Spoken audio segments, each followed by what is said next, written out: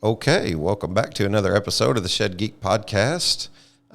Here on site in Evansville, Indiana, and gosh, the things you do in the shed industry, Steve. We're here in the business center of a Holiday Inn, but that's what works. So, introduce yourself to the audience. Let them know who you are, who don't know already. Oh, Shannon, an honor to be here with you.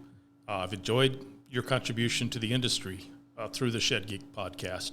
And I've not listened to all of them, but I have listened to quite a few. I appreciate that. And I really want to thank you for the value that you've brought by letting people share their voice, their experience with the industry. Absolutely. I've literally grown up in the industry. I was 6 years old when my dad started Byler Barns in Virginia. And so this is Benny Byler, right? Okay. My father was Benny Byler. Okay. All right. And that was 1972. Gosh. I think he actually built his first shed in the winter of 71, 72, with lumber he bought from a very early shed guy in Holmes County, Ohio. Okay. And he built that for the guy that was doing his tax prep work. All so right. That was the number one.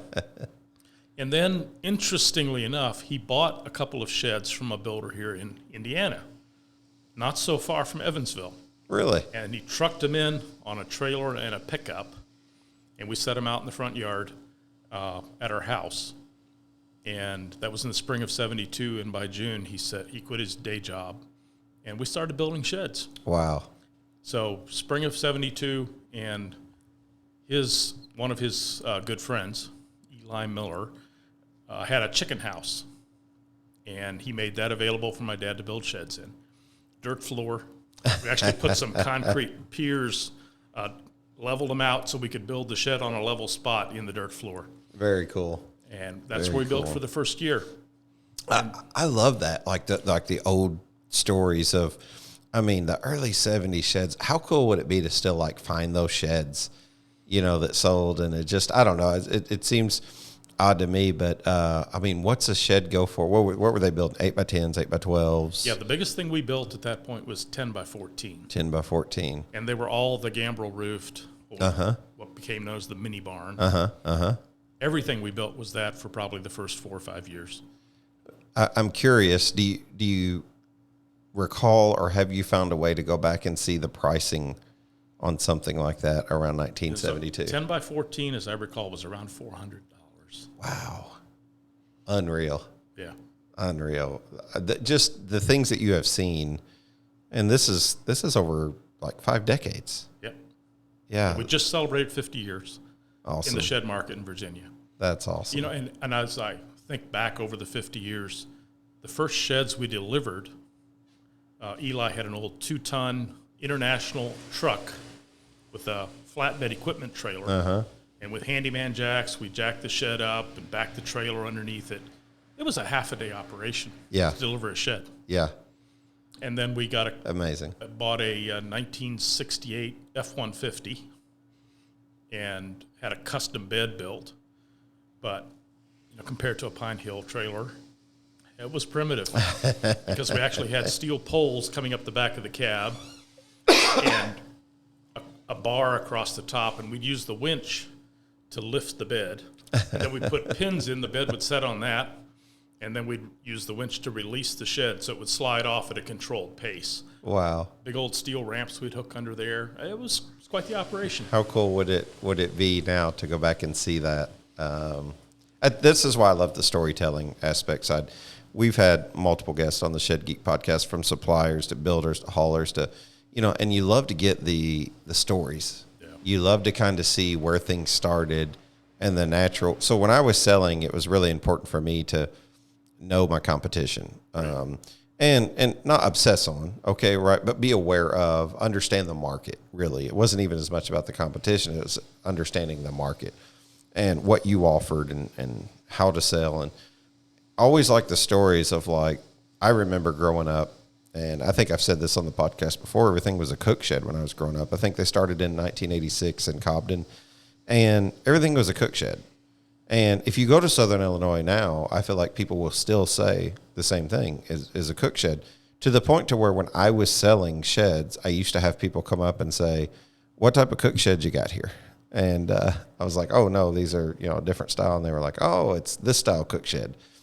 Yep. And I understand that.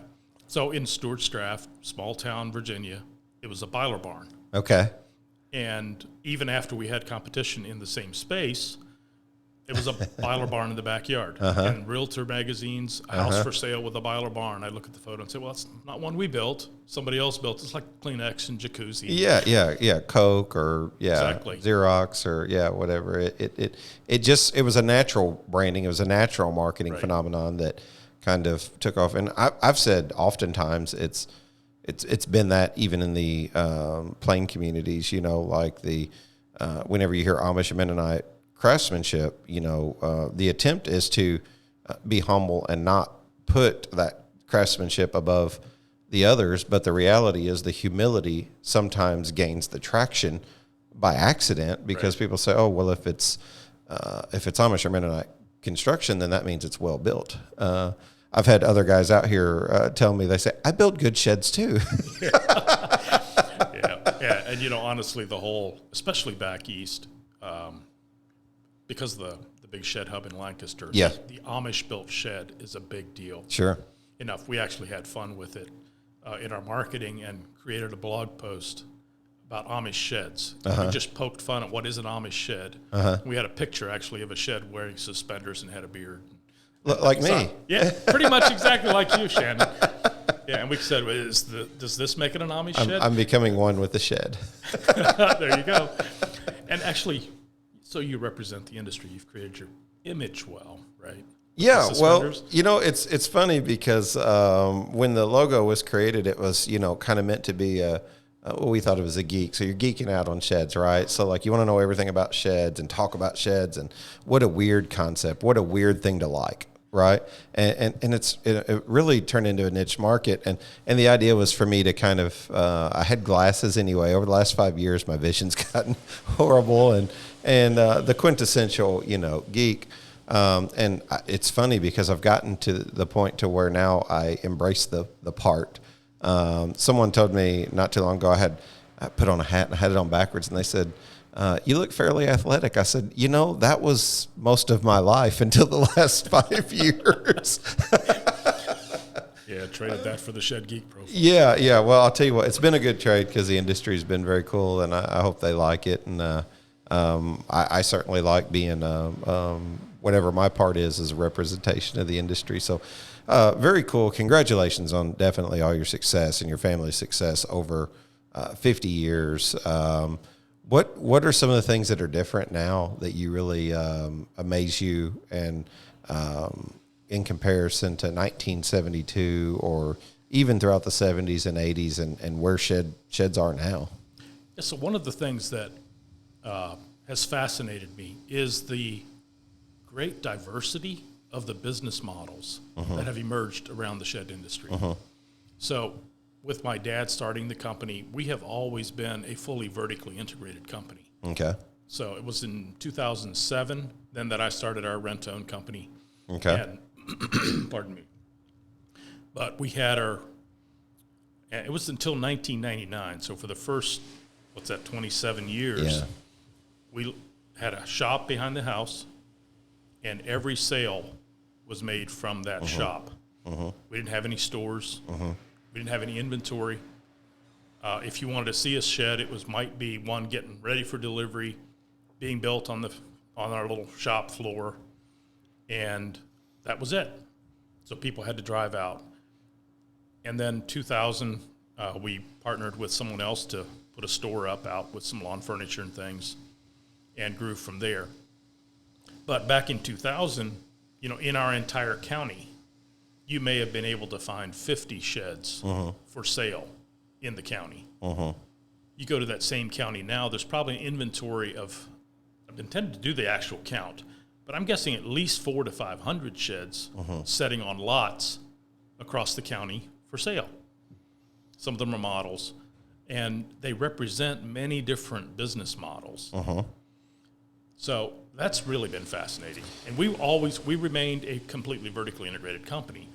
And I'm not necessarily a proponent of that as a better way compared to the other models. It's the but it's direction different. you took. You have stores, you've got real estate, So you have a real estate portfolio, Yeah. you have a manufacturing operation, you have a distribution company, you have a sales company, Yeah. and then you have this rent-own, lease purchase, finance, sometimes company on the side. So there's a lot of complexity there. I've said before, imagine trying to scale in all of those areas.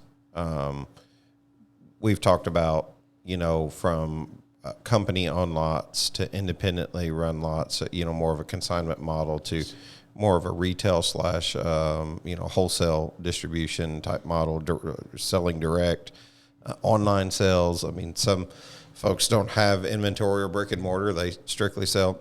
And then there's the other side of that. It's very fragmented, right? Because then there are folks that just want to build sheds, Yep. and they kind of get pulled into the selling space, and they don't really want to know about CRMs and websites and website development and 3D configurators, but all those things are a part of the modern day shed selling Correct. Apparatus in some respect, Correct. And it's like you said, the business models are, kind of all over the place, and more than one can work. Correct. And more than one does work. Yeah. But I don't know, is the goal to really lean more towards trying to fit one business model? Because I don't think it is. Me and you were talking about this before, and we got on the air, and we were talking about my thoughts are if you just draw a line and imagine an equator, if you will, just a straight line, and some of us fall below that and some fall above that, and if the ones that are below it come up to even par, then we all move forward as an industry. So you're not really helping your competition as much as you are helping the grand scheme of the industry. And I had another question I want to ask you, but I'll let you go ahead and share your thoughts. Yeah. So the industry, one of the things that has happened is the industry has expanded significantly. And just with the exposure of the industry being in so many more places, I think the potential for the growth of the industry, again, has expanded. And so, my dad was in business 10 years, and, he probably built, 1,000 sheds the first 10 years. In fact, I think he was in business 12 years till we hit the first 1,000. And there were people that were telling him, doesn't everybody have a shed by now? Right. Maybe it's time you, start looking for other jobs. Well, that was 40 years ago. Yeah. And how many more are being produced now? So I think that there's more opportunity, and as the shed market has expanded, so initially our competition was the Montgomery Ward, Sears, Lowe's, little tin sheds, and I think they were $99. So you were selling against a $99 dry space option for a $400 dry space option, but it was built more like your house. Yeah. So longevity was an issue, and it didn't end up in the neighbor's yard with the first little rainstorm that came through. And you didn't skin your knuckles for the 1,000 nuts and bolts that went in on the 2 weekends of putting these tin sheds together. No, good point. That segues perfectly into the question I wanted to ask you. What are your thoughts on saturation of the industry? I think we see a continuing kind of creation of uses for sheds. And as there's a lot of housing pressure right now. So some markets, particularly ADUs, are gaining a lot of traction. And then I think probably the big challenge for the shed industry is we have a lot of people attempting to buy a shed and make it into an ADU, and then many parts of the country running into zoning issues, permitting issues, which has posed some challenges. And I would add probably for the RTO side of that, it's fairly significant, or at least it's if not, it's the elephant in the room to me. It is. It is. And I think that if you can handle that in a way through education and good understanding of selling RTO, then you educate the customer in a better way, and you also educate the dealer. Unfortunately, what we have a lot of times is pop-up opportunities from RTO, pop-up opportunities as a manufacturer, even as sales, and I would say I've made the argument that it's really difficult even for the consignment dealer who, if they're not doing this full time, it's a little bit more of a challenge for them to get the correct education. not only knowing how to sell their product for the company, but knowing how to sell something, not complicated, but as complex as RTO, because there are certain things that need to be addressed. Correct. And part of that is this is not a living unit. That's right. And maybe the best mentality is not, well, if I don't get caught or, So what do you think? What's some ways to address that? You are that again, another segue. You sit on the board for the NBSRA. Not to ask you what their official position is on that or whatever, but you're closely associated with it. So your opinions and your education here holds so much weight.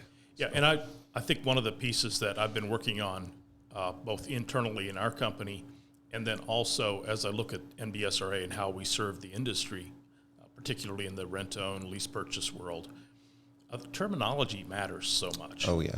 And teaching the language. Mm-hmm. And we default into language that we understand but doesn't actually belong with the organization, with the agreement, with the type of service that rent-own is. Sure. So one of my minor annoyances is repo. Mm-hmm. Well, repo indicates a change of possession. The rent-own company has always owned this product. Yeah. So all we're doing is relocating it. Yeah. So it's a used product that we own that we're bringing back to find a new owner for. Yeah. And just finding the language so that the language is used precisely to represent the transaction, to represent rent-to-own or lease purchase program as a service. Uh-huh. It's really more of a service than it is a finance agreement. Uh-huh. And so we're selling the service that has the option for purchase inside of it. And just getting some of that language clear. And so, one of my passions is we've got to have us sales reps, designers who understand that language, communicate it very clearly. And then when you're managing the contract, you use the same language. Uh-huh. It makes management so much easier. Uh-huh. And you don't have angry clients nearly as quickly when the same language is used all the way through the agreement. There's an exercise in communication. Communication's a big thing for me. So I do it poorly sometimes. Surprise. Yeah, right. I do it poorly sometimes. I hate it when I fail miserably at communication. But when it works, it really works. And sometimes the longest distance on earth is what I'm trying to say, getting out of this mouth and over to your heart to where you understand what I'm actually trying to say. Thing. Because my words get in the way sometimes of my communication, which is why I like primitive communication in person. Yep. For those who know and who've spent 4 hours on the phone with me yesterday, know talking is not an issue because it's at least my secondary form of communication. And then last and finally is texting and email, which I appreciate their simplicity, but I can't read tone. Correct. You don't have tone. You don't have body language. Right. So I appreciate being able to talk to someone. And I think during the sale, that's a how do you peel the onion back, right? Like how do you put it back together? Because that's what we've done for years is, hey, I'm going to jump into RTO, but maybe I don't understand it completely, but understand it well enough to think it's going to be maybe a cash cow or even a shed business. I mean, even hauling, whatever it is, it really doesn't matter. A supplier of the industry, providing a service, they all come with their own unique sets of challenges. And most businesses, I think, I've been told by others, most businesses in America fall within a certain segment of profitability. Yep. And most of those segments aren't 80-90% profitability, believe it or not. Correct. So nothing's easy. They all have appearances to, how it looks this way. But are we skirting around doing a good job when we don't educate the dealer, when we don't educate, and maybe even the manufacturer if you're using a third-party RTO service or you use an internal RTO service. Yeah. So, and I think this is one of the spaces that I would say a vertically integrated company does have an advantage because you actually control every single transaction. Yes. You can train every single conversation, and you can hold people accountable for consistency all the way through the organization. So it can be done through other methods and other business models, but it takes a lot of extra moving pieces, and I think those tend to fall through the cracks a bit, especially the training side. And I think the biggest challenge that I've noticed in the training side is where you have independent dealers that might be consignment, and so it's kind of on the very edges of their kind of attention and focus. So you have some consignment dealers, it's their life. Right. Others, it's 1 out of 10 things they sell. Right. And so the less attention they're paying to it, the harder it is to train them to be really effective in it. Yeah. And so those models they're more scalable. You can scale much more quickly. Scale a business where the vertically integrated consumes cash every time you grow. Yeah. Which, well, I understand. Which is where you die of cash flow. Yeah. Well, here at the Shed Geek podcast, I'm vertically integrated as well. There you go. So, the communication, exercise I was talking about is when you stand 20 people, or 30 people in a room, and you stand them all, facing one direction, and one person does something, they turn around and show the next person, and by the time it gets to the end, of course, it looks nothing like the beginning. That's the struggle of vision, right? Where the people, or where there's no vision, the people perish. So it's not just creating the vision, but it's integrating the vision. Correct. And being able to get people to understand this is what we're trying to accomplish, and being able to have the 20th person in that line of communication tell you effectively what the CEO or the visionary wanted to try and accomplish. That's when you've reached effective and maximum communication. That's correct. When you break down that communication, don't talk, don't communicate, don't text. It's uncomfortable. Whatever the reason is, it doesn't really matter. You have to say, okay, now I see where the communication effort broke down. Yeah. What do you do as you do some coaching? I do. How do you address that? I mean, where do you just attack the beast there in that? So I think as I both ran my own company, working inside of a larger company now with Ulrich Lifestyle, and then coaching small businesses, one is that the CEO, the owner, has to get crystal clear with his vision, with his core values, with kind of the methods and processes by which he's going to run this company. And he has to maintain that clarity for himself, him or herself. And then you communicate it, over-communicate it, and over-communicate it, and over-communicate it, and over-communicate it. And you embed the communication of those core values, that vision, you embed it in the very rhythms of the company. So it's not just the annual picnic or the quarterly meetings. It's in the daily routines. And so you recite a core value in your team huddle in the morning, and they're embedded. You have employees recognize each other for core value fits, for activities or outstanding behaviors. And you have to use all these different methods to embed those core values, reward core values, applaud core value activities. And you have to hire for them. You do performance reviews or employee reviews around them as to how well you're demonstrating those. Retention, yeah. And you coach in them. And I think managers have to actively coach using very precise core value language. And you can say, if you're going to call out a behavior of an employee that wasn't good and you want to reshape it, if you can use a core value to do it, that's the best way, because it just becomes a part of the language of the company. And then you get the culture embedded. And when you have culture embedded, you get full alignment. And alignment is what creates impact. So many people talk about culture in a organization. Where do you place that in terms of importance? Close to the top, very close to the top, because I don't know who was it, one of the gurus says culture outperforms strategy every day. Yeah. And yet it's much harder to define, much harder to create, much harder to maintain. than articulating a strategy and documenting processes. And culture is artsy, strategy is math and science, right? You know, it's artsy, measurable. It's artsy and often associated with the social sciences. Yeah. Which gives the soft sciences Yeah. side. And yet emotional intelligence is also very real and measurable in many ways. Another key point, measurability in effectiveness in sales. Is that measurable by performance? Are there other ways to measure it? I mean, I'm so curious at your answer on this because I've struggled with this myself on both ends of the spectrum.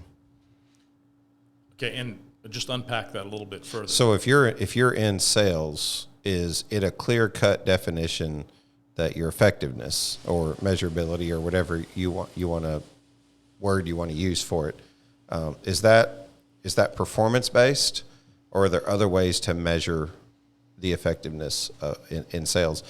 The top 5% of salespeople typically supersede the other 95%, right?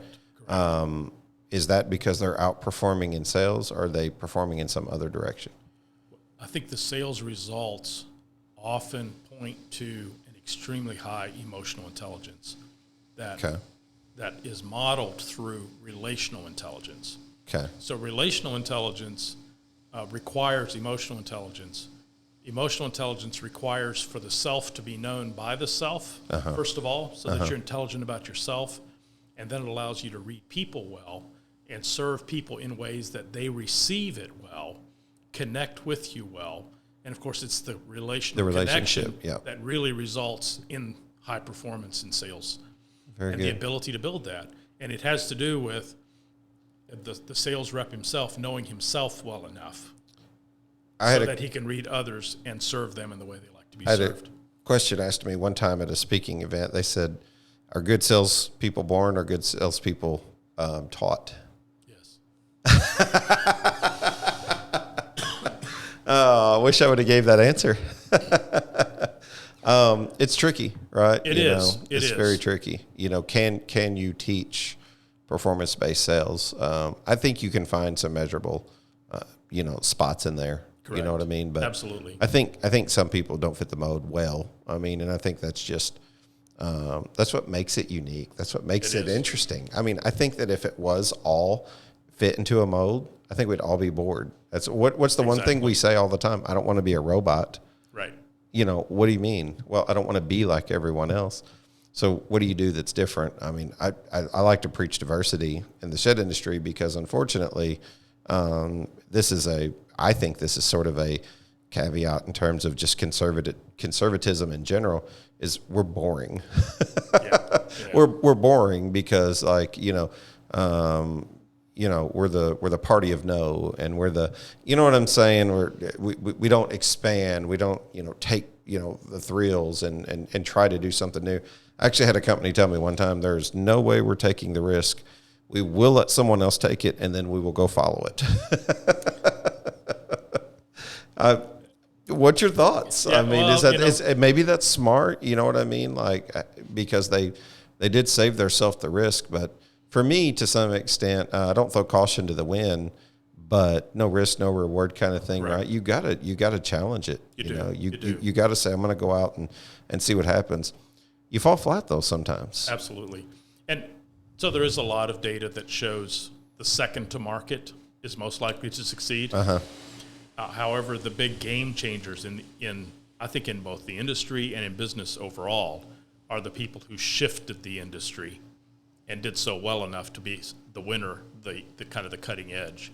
And you'll have adapters coming right along behind. Yeah, well, it's been said oftentimes that first mover's advantage doesn't last very long anyway, and Facebook would probably agree with your second to the market. I mean, MySpace is fairly obsolete at this point, and I think someone called it Boomer Book the other day instead of Facebook.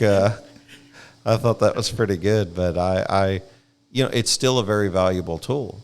There are the emergence of other platforms in the industry. I mean, things you wouldn't have seen in 1972 because the .com boom didn't hit till the 90s. So let alone 3D configurators, let alone, online selling, let alone, website development and inventory modules and just all of these different things. And it can become very overwhelming to someone who likes to throw hammers at nails, right? Exactly. So, and that was my dad's experience. He was a very, very skilled craftsman who brought his craft to his sheds. Mm-hmm.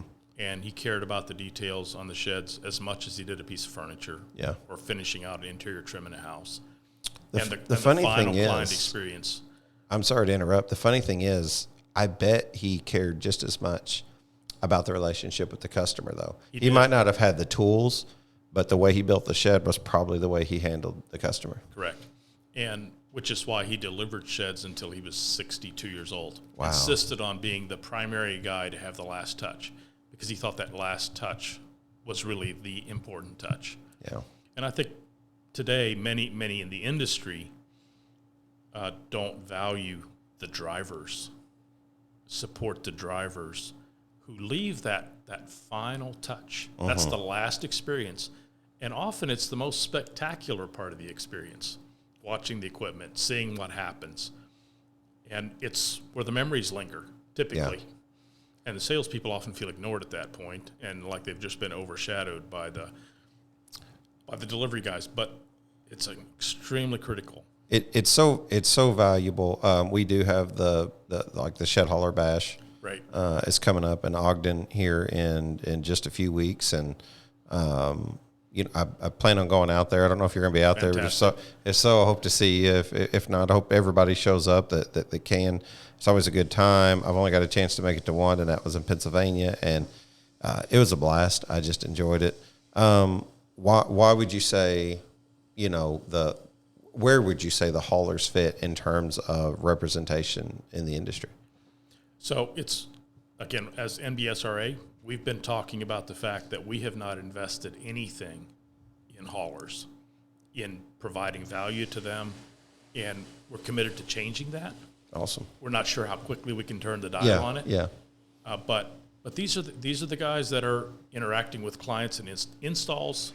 And then when you have pickups, both voluntary and involuntary pickups, and there's a language issue that matters a lot to me. Right. Voluntary, involuntary. I'm tracking. And when you have an involuntary pickup, there are ways of doing it that the dignity of the client is respected and honored in most cases. There's always those odd exceptions. Yes. But that's what we want. These are human beings that deserve respect, their dignity in place, and just because their transaction or their deal is no longer current, the person can still be respected and honored. And we need to do that as much as possible. And I think to give drivers as many tools as possible to both protect the honor of the industry, respect human dignity, and help them to be effective in their work. I appreciate so much that you kind of touched on the dignity of the customer, because there are times, and I've fallen victim to this, that it's easy to have locker room banter among your team. Yep. And oh gosh, this customer, let me tell you, and those stories can be fun. Don't get me wrong. I bet you have. Believe me, we've got stories that go back 30 years, and you say the name, one name, and the chuckles just go through the room. Yeah, we all have them. I remember growing up, and it's not finished yet, okay, but I'm going to put a podcast out soon, and it may come out before this or after. I don't really know. Where I interview my dad, interview my mom. And I'm going to interview my family. I haven't done that yet, but we're going to sit around and we're going to talk about what Dad does, and I hope the industry will entertain, my opportunity, this platform to be able to do this, because it feels good for my family. But I remember, 6th grade education for my dad and a 10th grade for my mom. Mom was one of 9, only girl. Dad was one of 16. And we could go on and on and on. But I want you to hear their stories, and they weren't good with money. And no one taught them to be good with money. And if they were going to learn it, they had to learn that on their own. And one of the biggest things that I remember is it always seems like the wolves were at the door was the thought for us, Yes, they went out and bought something, but bill collectors called the house all the time. I mean, we knew it by the number. We let it go to voicemail, and we didn't know what kind of resolution existed. You don't want to continue to put people in a position to where they feel vulnerable. But if ultimately a voluntarily or involuntarily pickup finds its way to your truck, how you handle that customer can have a lasting effect for years. Correct. Absolutely. I love that you said the dignity of the customer, because I think that's something my parents didn't feel when they talked to anybody who they felt they lost dignity. And I think what that does is ultimately it shrinks you as a person. Correct. If you're not careful, if you're not confident, you say, wow, I must, be really dumb. I really made this bad mistake, and I overspent. I did, why don't we blame the salespeople? Can't make any money. I'm not trying to make enemies. I'm saying, why don't we blame the salespeople for, it's the person's money to spend. Correct. But how many times did they not know? How many times did they not understand? Because we're worried about getting our 10% and get them out the door. Yeah.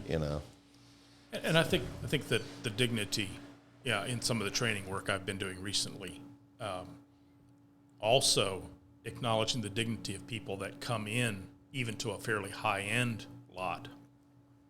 It's a higher ticket item, more expensive product. Do we sell down to RTO? Or do we invite people where they are? Yeah.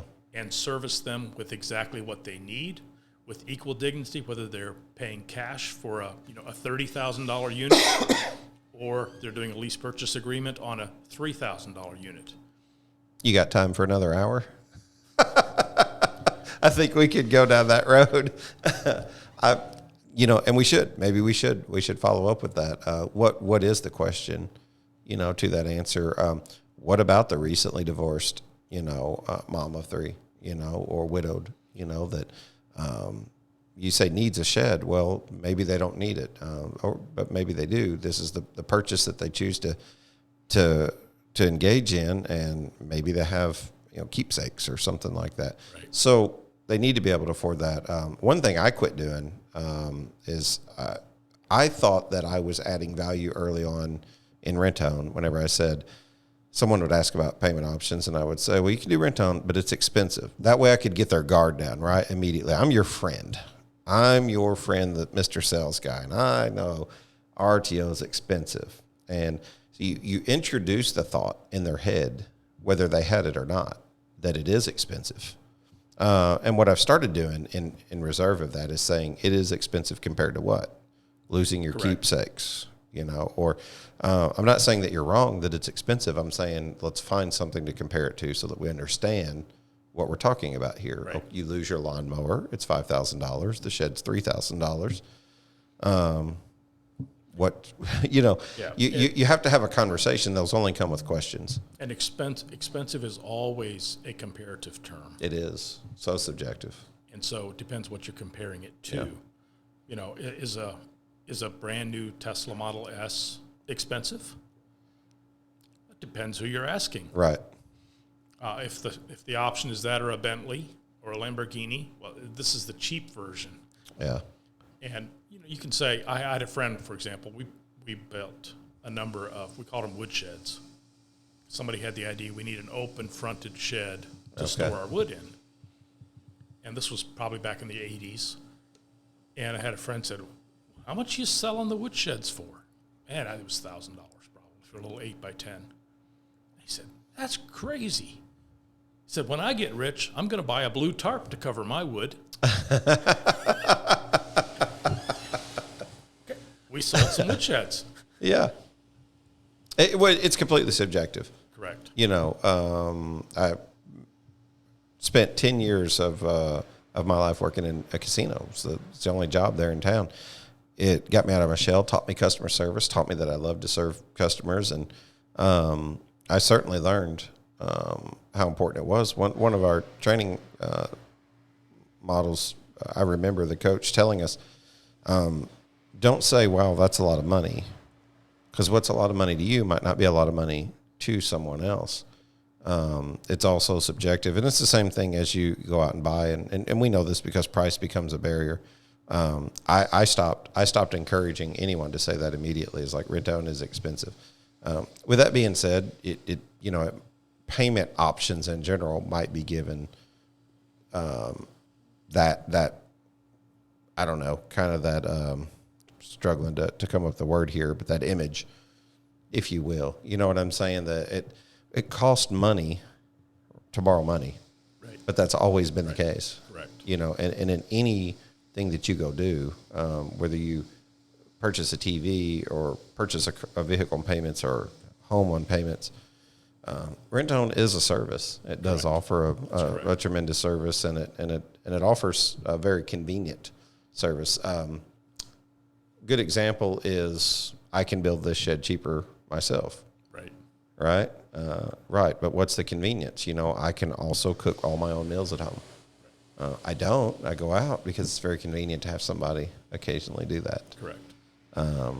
If you see the convenience, if you see the benefit in having someone else buy your shed, build your shed. Just imagine having to purchase all the tools to be able to do it too. Right. Just imagine all the trips back and forth to Lowe's because you bought the wrong bit. And then all the weekends Yeah. that you don't get to play a round of golf or hang out. Which by the way, it doesn't sell many sheds when you try to convince them that they can't. But sometimes maybe testosterone gets the best of you. Yeah. I've had a lot of guys tell me, yeah, of course I could build this shed cheaper. Some guys have told me the natural response is we should buy them from you. That's actually a very good comeback.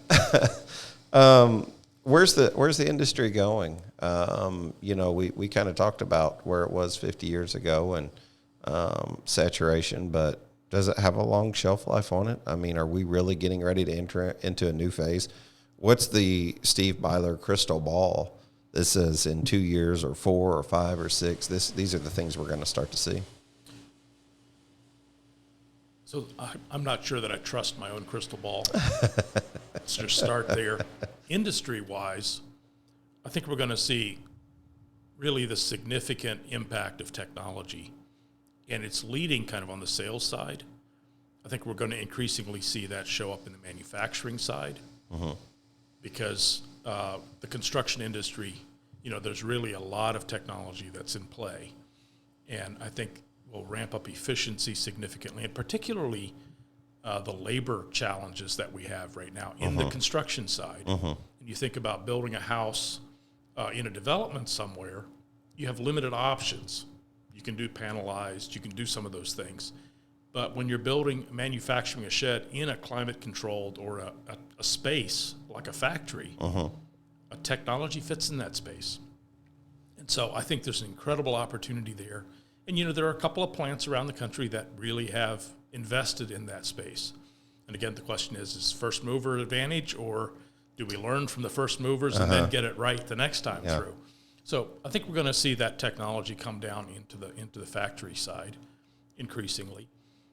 I think we have kind of two segments that are really developing. One of them is the more, let's just say, a simpler product that is based in volume and goes for a very cost-effective market. That's one. So we're going to see that. I think that's been well supplied, but that industry might even consolidate a bit more tightly. But there's a lot of appetite for the higher-end market as well, where it feels like a customer can really customize and really get what they want. The challenge there is, are you going to be a small company that manages to do each of those transactionally, or are you going to develop processes so that it feels like a fully customized product and it's actually completely built out in technology, and the possibilities are just great enough to feel like it's still a highly customizable product. And then secondly, I think there's been so many, I would say kind of the mom and pop, especially in the plain communities, where somebody's one generation off of the farm and kind of started a little business that's entering the generational transitions. And the failure rate of second-generation businesses is extremely high. So we're going to see an incredible opportunity for this industry to transition generationally or consolidate. I was going to say consolidation. And I think consolidation is one of the big opportunities there. Well, talked about before, I don't know, like there's no oversight. So a lot of times what you have to do is like, you have to add value. Where there's not oversight, the government is value. If you create enough value around a product, a Cardinal Mule, I think is a perfect example inside of our industry. You know, people didn't always use one, maybe didn't always embrace it. Right. It became so valuable that maybe it's worth going ahead and getting one because the cost of not having one. I think that there are programs that are going to begin to take those places. Automation is going to begin to take those places. But who knows? I mean, you know, you like to think you're on the trend setting or inside competitive advantage, and then something like COVID comes along, and we're all like, "What just happened?" Exactly. 2 years later, we're all shaking our head, but now you're starting to come out of some of that, and you're starting to see that even folks who got in during that time, maybe sales are a little bit more difficult to get. We've talked about a shed sale seminar for some time. You know when a really bad time to start and develop a shed sale seminar is? When everyone's got 14-week lead times.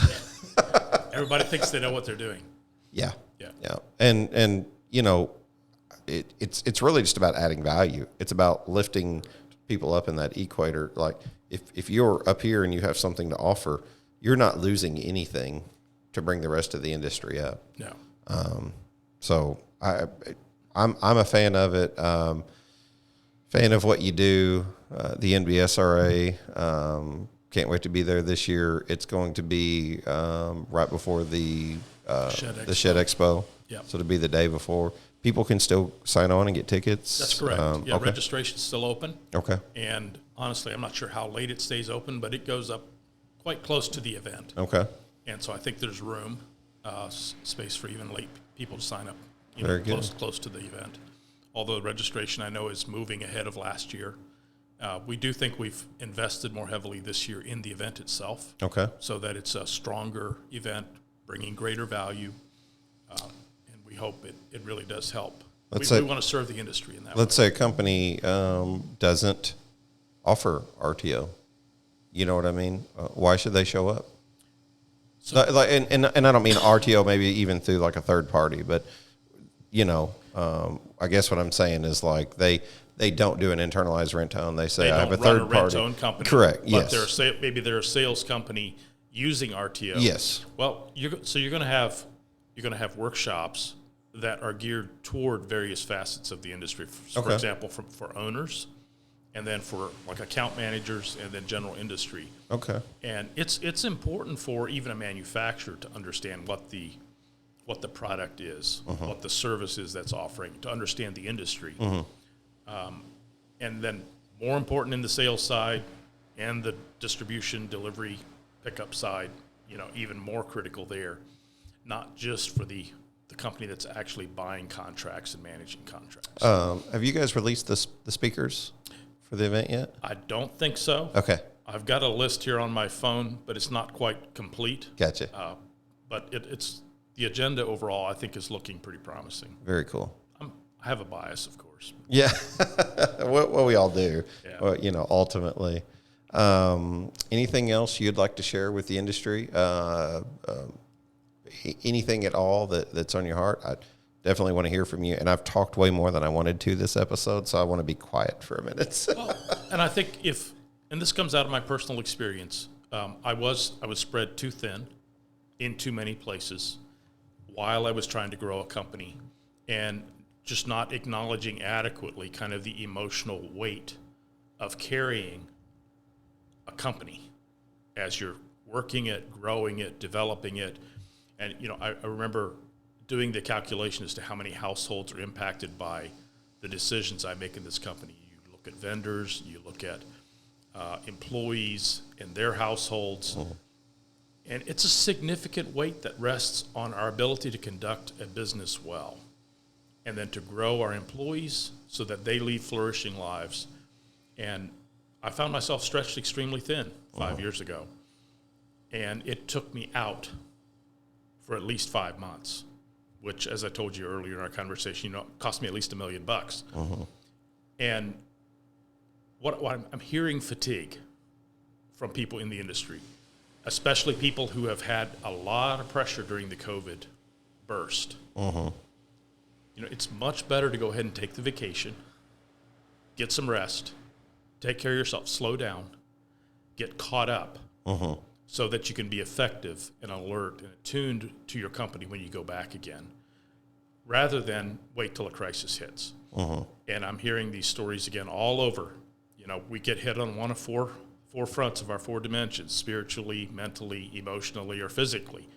Guys end up with heart attacks, significantly triggered by stress. And it's stress that we've not rested and recovered enough in the face of stress. No stress, there's no growth.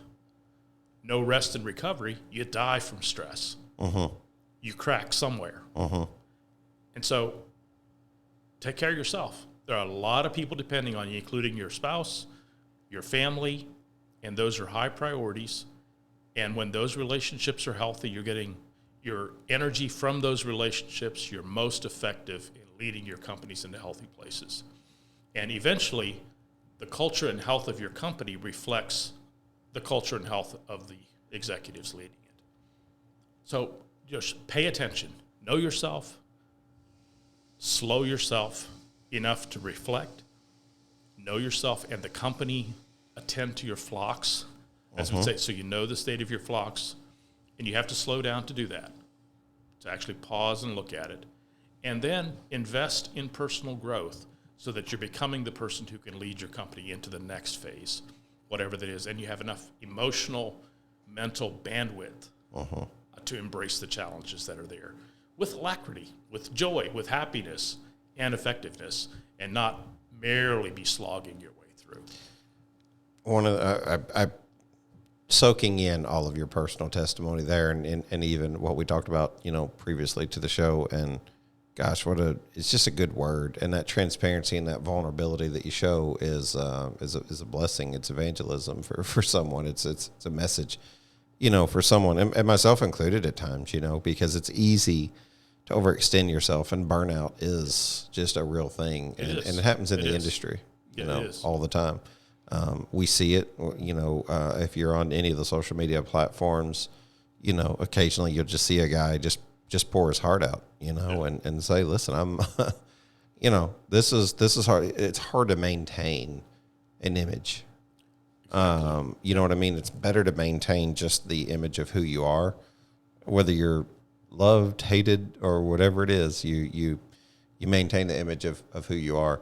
That's been a struggle for me in my own right. My wife has been helping me out a lot here recently with the podcast. It's actually brought us closer together, by her understanding my work a little bit more. So now I'm a strutting peacock, and, I'm walking around. I'm like, that's right. I'm your man. And she's like, you're an idiot, but. Well, one of the guys who walked with me through burnout, and he had told me I saw 100 pastors like you before, so I understand what's going on. He also told me, in the presence of my wife, if you had learned to listen to her, to truly listen, you wouldn't be here. I can promise you that's biblical.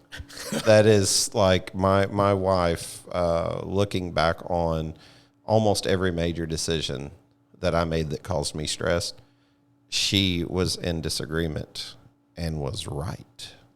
And I thought that she did not see what I saw. Yeah. She was ahead of me. Yeah. She was ahead of me. They're often there intuitively, so they can't make the rational argument to you that you can embrace. No, there's a trust that has to be in place. Well, and as guys, we're fix it, right? Yeah. What's broke? Let me fix it. And for her, she's like, you don't always have to fix everything. It's okay. If I would listen to her, I would be, of all 4 things that you mentioned, spiritually, emotionally, physically, and mentally, and I'm going to go ahead and add financially, better off.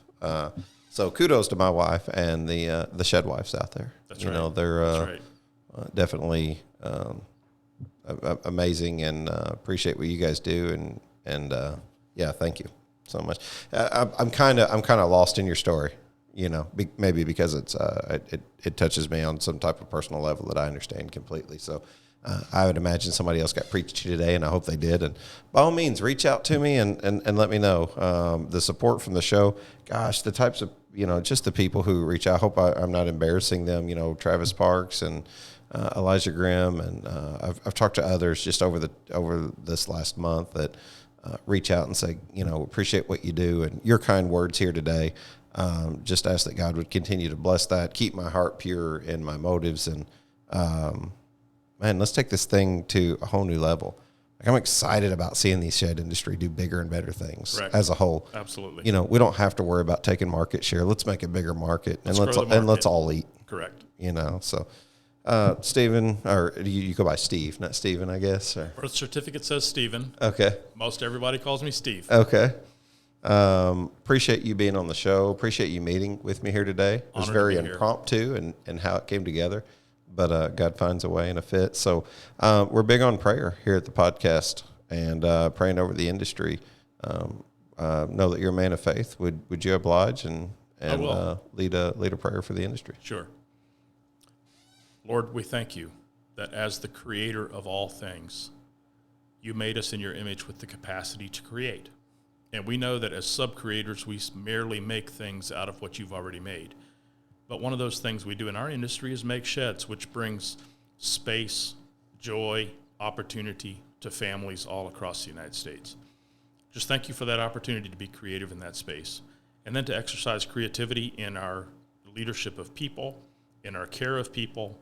And we ask that through the activities we engage in and day out in this industry of sheds, we would work to bring honor and glory to you and to nurture and promote human flourishing in the midst of a world that is in desperate need of hope, beauty, and goodness. And may we bring those touches of goodness, touches of grace in all our work, whether it's to our colleagues, to our clients, to the vendors who serve us, to the banks who finance and fund us. Just be a touch of goodness in a world that needs love and grace. Thank you for these opportunities, and we ask that you would bless our endeavors through your Son, Jesus. Amen. Amen. Appreciate you so much being a guest today, and I'm glad I found a new friend. Honored to be here. Thanks again, Shannon. Thank you.